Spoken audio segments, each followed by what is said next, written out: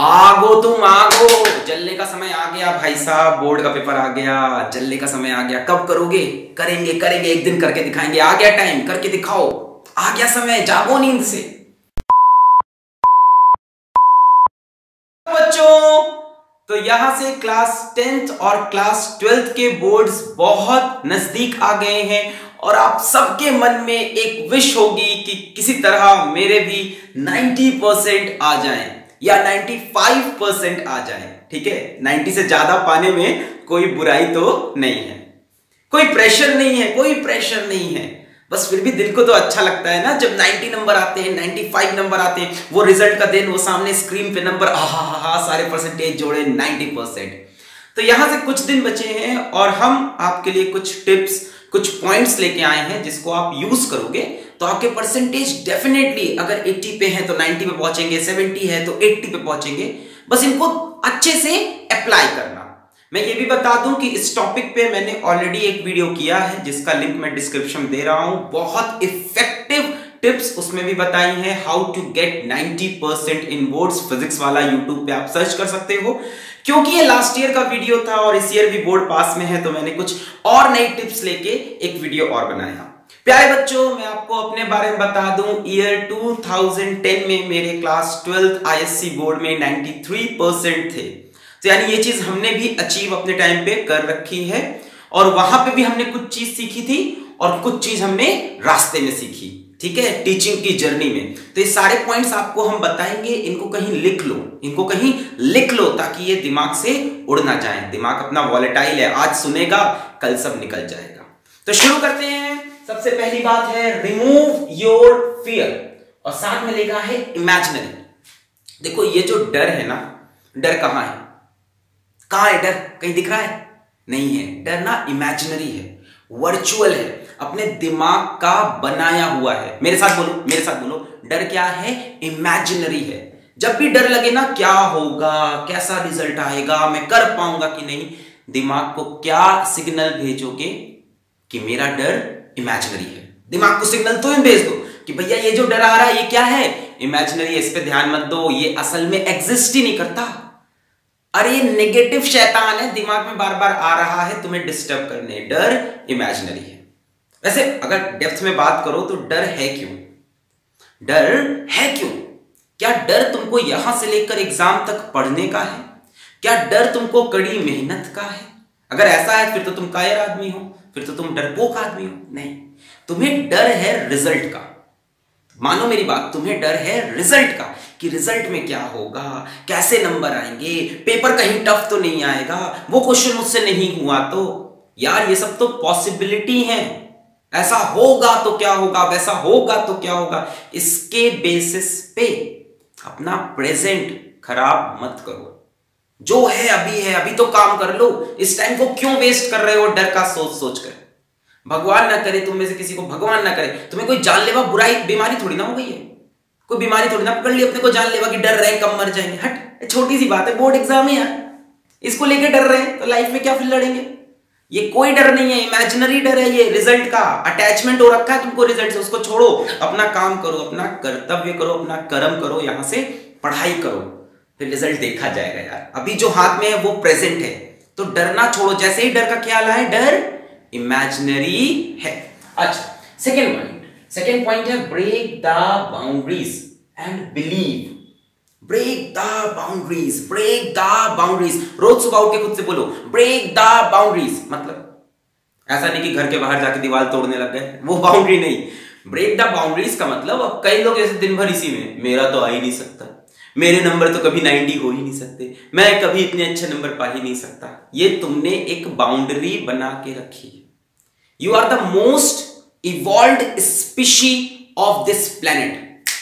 You are the most evolved species of this planet. इस planet की सबसे अच्छी स्पीशी है ह्यूमन बीइंग। तुम्हारे लिए कोई बाउंड्री नहीं है। छोटा सा एग्जाम्पल, एक घोड़ा था, घोड़े के गले में एक रस्सी बंधी थी, उस रस्सी को लेके मैंने एक जगह से गाड़ दिया। रस्सी की लेंथ थी सपोज 4 मीटर। कितनी लेंथ थी? 4 मीटर। और उसको मैंने छोड़ दिया कि जाओ तुम घास चरो। मैंने उसको फील्ड पे कह दिया घास चरो। तो मैं मान लीजिए जैसे यहाँ पे घोड़े को रस्सी बंधी है 4 मीटर की, तो घोड़ा इतनी ही घास चर पाएगा ना, इतने के अंदर की। क्योंकि उसको एक बाउंड्री बंधी हुई है। अब ये फिजिकल बाउंड्री, सच में बाउंड्री है उसको, ठीक है। घोड़े के गले पर रस्सी बांध के ऐसे छोड़ दिया तो 4 मीटर में जितनी घास हो सकती है वो खा रहा था। ऐसा चलता रहा 10 दिन, 15 दिन, 1 महीने। 1 महीने बाद हमने घोड़े के गले से रस्सी खोल दी, ठीक है। हमने रस्सी खोल दी, हमने कहा जाओ सारी घास खाओ, पर वो तो घोड़ा है, उसे लगा रस्सी बंधी हुई है, वो अभी भी गोल घूम के यही 4 मीटर के अंदर की घास खा रहा है। कितनी घास हुई है, एरिया निकाल सकते हैं कितना होगा, पाई आर स्क्वायर, आर कितना है 4, तो पाई इंटू 4 का स्क्वायर, और पूरी फील्ड पड़ी रखी है। तो यार वो घोड़ा है, तुम इंसान हो, मोस्ट इवॉल्व्ड स्पीशी, बाउंड्री है ही नहीं। तुम्हें लग रहा है तुम बंधे हुए हो, रस्सी आएंगे, असल में ऐसी कोई रोप नहीं है। जब ऊपर वाले ने तुमको नीचे भेजा था ना, तो ये रोप काट दी थी, इसीलिए तुमको ह्यूमन बीइंग बनाया था। बात समझ में आई? कोई बाउंड्री नहीं है, वो सिर्फ दिमाग में चल रहा है कि मेरे इतने नहीं आ सकते, मेरे से ये नहीं हो सकता। आगो तुम आगो, जलने का समय आ गया भाई साहब, बोर्ड का पेपर आ गया, जलने का समय आ गया। कब करोगे? करेंगे करेंगे, एक दिन करके दिखाएंगे। आ गया टाइम, करके दिखाओ। आ गया समय, जागो नींद से। सर मेरे कभी पहले इतने नंबर नहीं आए तो मेरे फ्यूचर में भी इतने नंबर नहीं आएंगे। वाह भाई वाह। मतलब ये होता है ना, लोग अपने पास्ट के बेसिस पे अपने फ्यूचर को बोल देते हैं कि मेरे कभी नंबर नहीं आए तो मेरे अब कैसे आएंगे। चलो ठीक है, आप इंटरनेट पे ढूंढना कि सचिन तेंदुलकर ने अपने फर्स्ट मैच में कितने रन बनाए थे। सचिन तेंदुलकर ने अपने फर्स्ट मैच में शायद 15 रन बनाए थे। विराट कोहली ने अपने फर्स्ट मैच में 12 रन बनाए थे। तो वो सोच सकते थे कभी कि इतनी सेंचुरीज मार देंगे वो। उन्होंने पास रिजल्ट लेके बैठ जाते। सोचो सचिन पहले दिन जाता घर पे बोलता नहीं मेरे तो 15 रन है, मेरे से आगे कभी रन नहीं बनेंगे। देश के लिए कौन करता काम? तुम करोगे। पास रिजल्ट को छोड़ो, आगे जो है उस पर काम करो। So break the boundaries. कोई बाउंड्री है ही नहीं, सब इमेजिनरी बाउंड्री है। कोई बाउंड्री नहीं है। आगो तुम, जलो यहां से। घोड़े नहीं, इंसान हो तुम। अच्छा, अगला चीज बहुत इंपॉर्टेंट है, ठीक है। Plan, divide and rule and time management. Plan, एक सिस्टमैटिक प्लान होना चाहिए। जितने भी दिन बचे हैं, 18 दिन, 20 दिन, 25 दिन, 30 दिन, उसका एक मस्त प्लान होना चाहिए। एक मस्त प्लान होना चाहिए, बहुत ही एकदम दिमाग को हिला देने वाला प्लान होना चाहिए। और प्लान कौन बनाएगा? तुम बनाओगे। यूट्यूब पे मत ढूंढो what is the plan to study, कैसे करें। अरे किसी और की स्ट्रैटेजी तुम्हें यूज नहीं करनी है, तुम्हारी पर्सनलाइज्ड स्ट्रैटेजी होनी चाहिए। तुम अपना प्लान बनाओ। तुम्हें पता है तुम किस टाइम सुबह उठते हो, तुम्हें पता है तुम किस टाइम याद कर सकते हो, और किस टाइम तुम्हें मैथ्स के क्वेश्चन तुमसे सॉल्व होते हैं, या किस टाइम तुमसे फिजिक्स के क्वेश्चन सॉल्व होते हैं, किस टाइम तुमसे अकाउंट्स के क्वेश्चन सॉल्व होते हैं, किस टाइम तुमको इंग्लिश की या हिंदी की स्टोरीज पढ़ने में मजा आता है, ये तुम डिसाइड करोगे। तो अपना टाइम टेबल तुम बनाओ। पर ये मैं बताता हूं डिवाइड एंड रूल। ये मैंने पिछले वीडियो में बताया था, डिवाइड एंड रूल। अगर आपको दिन में 8 घंटे पढ़ना है, जो कि अब आपको पढ़ना चाहिए 8 आवर्स अ डे, यहां से मतलब करना ही चाहिए 8 आवर्स अ डे, तो 8 आवर्स के लिए मैं तुमको एकदम सिंपल सी चीज बताता हूं। मान लेते हैं आप रात में 12 बजे सो गए। जब भी सोते हो, मैं डिस्टर्ब नहीं करूंगा, मैं ऐसा बताऊंगा कि इसको तुम अपने टाइम टेबल पे लगा लेना। मान लेते हैं, एक आइडियल मान लेते हैं 12 बजे सो गए रात को, और 12 से 8 आप सोए, ठीक है। मैं मस्त मान रहा हूं 8 घंटे की नींद। भाई सो, आराम से सो, 8 घंटे की नींद सो। इतना बड़ा कोई पहाड़ नहीं तोड़ना है। 8 घंटे की नींद सो, सुबह उठो, ढिंचिक ढिंचिक पहले नाचो। जीवन है, खुश रहो, इतना लोड नहीं लेना है। अब काम करो। 8 बजे उठ गए आप। अब आप यहां 9 से 12, उसके बाद 1 से 4, उसके बाद 5 से 8, और उसके बाद 9 से 12। ध्यान दो मैंने क्या किया, मैंने बचे हुए टाइम को जिसमें तुम जाग रहे हो उसको 3-3 घंटे में ब्रेक किया, और हर बार 1-1 घंटे का बीच में इंटरवल भी दिया है। देखो ध्यान से, 12 से 8 सोए, 8 बजे उठे, 1 घंटा जो करना है करो, है ना, नाचो गाओ, वॉक पे जाओ, फ्रेश हो, अपने मॉर्निंग शेड्यूल अच्छे से मैनेज करो। 9 बजे से आप पढ़ने बैठ जाओ। 9 से 12 में 3 घंटे हैं, इसमें से इफेक्टिवली 2 घंटा पढ़ लो। 3 घंटे में से इफेक्टिवली 2 घंटा, बीच में इधर उधर डिस्टर्बेंस चलते हैं, चूहे खाने चले जाते हैं हम लोग, बहुत कुछ करते हैं। अच्छा, इसके बाद 1 घंटे का ब्रेक है, 12 से 1। अब 1 से 4 3 घंटा है, इसमें इफेक्टिवली 2 घंटा, इसमें 2, इसमें 2। इसके बाद 1 घंटे का ब्रेक, 5 से 8 में इफेक्टिवली 2 घंटा। इसके बाद फिर 1 घंटे का ब्रेक, और 9 से 12 में इफेक्टिवली 2 घंटा। 2 2 4 2 6 2 8, 8 घंटे की नींद मिल रही है आपको। हर 3 घंटे के बाद 1 घंटे का ब्रेक मिल रहा है आपको दिन भर में। 1 2 3 और 1 4, ये वाला 4 घंटे का मस्त ब्रेक मिल रहा है। और जब पढ़ रहे हैं तो 3 घंटे में से सिर्फ 2 ही घंटे की पढ़ाई चाहिए। इतना फॉलो कर लो, यहां से 8 आवर्स पर डे की बढ़िया पढ़ाई हो सकती है। फॉलो करना होगा। अब इसमें गलती क्या करोगे तुम, एक दिन उठोगे सुबह, उठ के 9 बजे से बैठ के 3 बजे तक पढ़ लिए, उसके बाद सोचोगे हमने बहुत पढ़ लिया, दिन भर कोई पढ़ाई नहीं की, उसके बाद अगले दिन भी नहीं पढ़े क्योंकि कल तो 6 घंटा पढ़े थे। तो ये गलत होता है कि एक दिन 10 घंटा पढ़ लिया, अगले दिन कुछ नहीं पढ़े। ये शेड्यूल फॉलो करो, 3 दिन में 24 घंटा, ये है मतलब स्ट्रैटेजी। ये नहीं कि एक दिन 10 घंटा पढ़ लिया। तो इसको आप अपने टाइम टेबल पे लगा सकते हो। मान लो कोई 1 बजे सोता है, 9 बजे उठता है, कोई 2 बजे सोता है, 10 बजे उठता है, कोई हो सकता है 6 घंटा सो रहा हो। 6 से 8 के बीच में जरूर सोना और रात की ही नींद लेना और दिन की नींद को अवॉइड करना। बीच में कभी सोने का मन करे तो पावर नैप लेना। क्या लेना? Power nap. और खाने के बाद मत लेना इसको कि खाना खा लिया फिर पावर नैप, नहीं। पावर नैप तब लो जैसे मान लो दोपहर 10 बजे का टाइम है, 12 बजे का टाइम है, 4 बजे का टाइम है। पावर नैप होती है 20 मिनट्स की। 20 मिनट्स आंख बंद करके लेटना है, अलार्म लगा के और फिर उठ जाना है। बढ़िया नींद मिलती है, टेंशन मत लो, अभी के लिए काम चल जाएगा। वैसे भी 8 घंटा सो रहे हो, इनफ है। तो डिवाइड एंड रूल, ये नहीं कि एक बार पढ़ना है, डिवाइड एंड रूल। देखो डिवाइड किया 3-3 घंटे में, 2-2 घंटे पढ़े और बीच बीच में 1-1 घंटे का ब्रेक भी लिया और अपने हिसाब से इसको लगा सकते हो। यार कोई रात भर पढ़ता है तो मुझे कोई दिक्कत नहीं है, मैं वो बुढ़ा टीचर थोड़ी ना एकदम की नहीं रात में आपको सोना चाहिए सुबह 4 बजे। अभी जेके रोलिंग ने रिसेंटली, जेके रोलिंग आपने सुना जिन्होंने हैरी पॉटर लिखी थी, उन्होंने कहा ये सुबह 4 बजे उठकर अपना काम करना और उससे सक्सेसफुल होना ये एक मिथ है। Are you getting me? ये सब मिथ, लोगों ने एक झूठी कहानी फैला दी कि सुबह 4 बजे उठ के काम, जब तुम्हें अच्छा लगता है तब काम करो, जब तुम्हारा दिल कहता है, पर काम इतना करना है। अब आते हैं कि क्या पढ़ें, कहां से स्टार्ट करें। सर अगर मेरा कुछ कम तैयारी तो मैं कहां से स्टार्ट करूं? तो जिनकी कम तैयारी उनके लिए सबसे अच्छा है पहले प्रीवियस ईयर पेपर्स को do it, do it, do it, do it, do it, do it, do it, do it, do it, टालो मत। अभी भी कई लोग टाल रहे हैं कि मैं लास्ट में करूंगा, यही तो लास्ट है, इससे लास्ट क्या आएगा। सब सोचते हैं प्रीवियस ईयर पेपर को बाद में पढ़ाएंगे, बाद में करेंगे। हम जब कोचिंग में थे, जब हम कोचिंग क्लास ले रहे थे, हम साल भर प्रीवियस ईयर पेपर कराते थे। आई रिपीट, हम साल भर प्रीवियस ईयर पेपर कराते थे। आप लोग क्या करते हो कि लास्ट में प्रीवियस ईयर करेंगे। क्यों भाई? प्रीवियस ईयर करने से तुम्हें आइडिया होगा कि एग्जैक्टली किस तरह के क्वेश्चन पेपर में बार बार रिपीट हो रहे हैं।